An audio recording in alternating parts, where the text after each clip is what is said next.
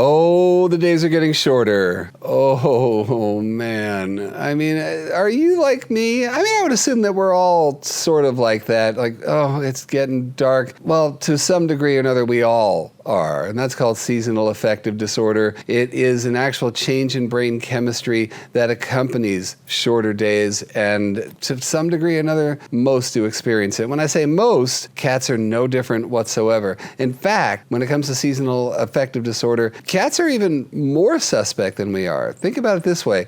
Cats are crepuscular. That means that they are biologically more active at sunup and sundown because that is when their prey is most available. That's when their eyes work the best. That magic hour into sunset, man, they are just ready to go. Now, what happens when the days get shorter and there's less availability of daylight? Cats are sundials. They are four-legged sundials. You'll see them follow the sun around your house, trying to find any sunny spot to sleep in.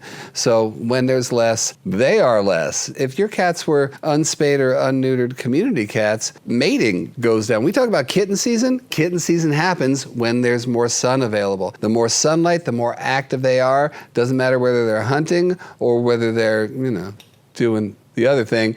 That happens because of available sunlight. They will be sleeping more. They will be sometimes a little less social. I'm not saying all winter long, but during that shift, you'll see a change in them as well, just like the rest of us. So is there anything that you can do for your cats around the changes of the season? Well, one thing is remember to keep your rituals dialed in. Make sure that the day is informed by what happens during the day just as much as where the sun is during the day. To that end, when it comes to meal times, and if you're not feeding meal times, really, I gotta keep saying this, man. Stop free feeding.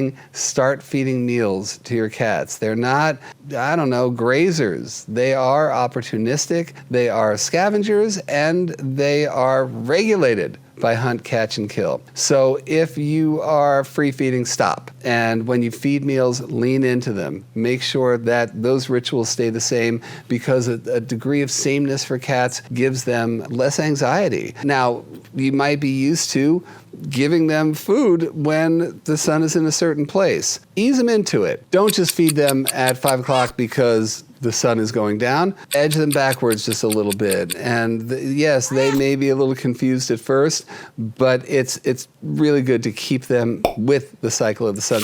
Again, just like we have to adjust to a certain degree. And speaking of the hunt, catch, and kill, step up that enrichment. Don't just rely on something like cat TV where they're watching birds out the window all day. It's that relying on what goes on outside the house that can feel like a whole lot less than, because it kind of is. So you playing with your cats is ultra important. Get that activity up, and it also affects their circadian rhythm. When they have enrichment, when they eat, informs it just as much as the sun does, but you can't let the sun do all the work because seasonal affective disorder. One other thing you can do is have them make the most of their time in the sun. That means if you haven't watched this video right up here, which is saying about how windows are the key to your cat's catification happiness, watch that and really lean into that. Have more things in the window, not just to leave them there all day, but to draw them in when the sun is in full bloom. So you can bring their favorite treats over to those window perches during the day and just make sure that they're just getting their fill. Also, there are full spectrum lights that work great for humans in terms of light therapy.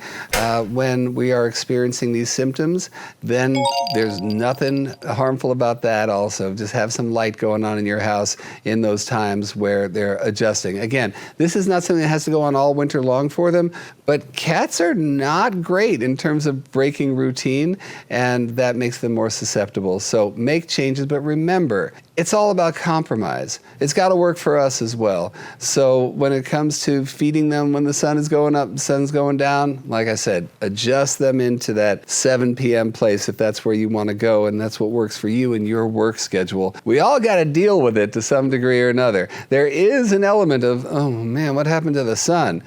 But we can make it a little easier. Don't forget, I mean, if your cats are showing extreme anxiety, whether that is anything from eating less in a prolonged way, sleeping all the time, removing themselves from the rest of the family for an extended period of time, really extreme things like over-grooming from anxiety, those are things that we just don't go, all right, it'll work itself out. You may have to connect with your vet to give them some assistance through this time. Also, you can connect with a holistic vet who can talk about supplements that can also help ease that change and regulate their circadian rhythms. There is a lot that you can do. Hopefully, I've given you some here, so we don't just let it work itself out, but at the same time, we only got to work it out for a couple of months, and then we're back to it again. But for all of you, whether you got 4 legs or 2, let's get through it, man. It's a thing. Is it already getting dark out there?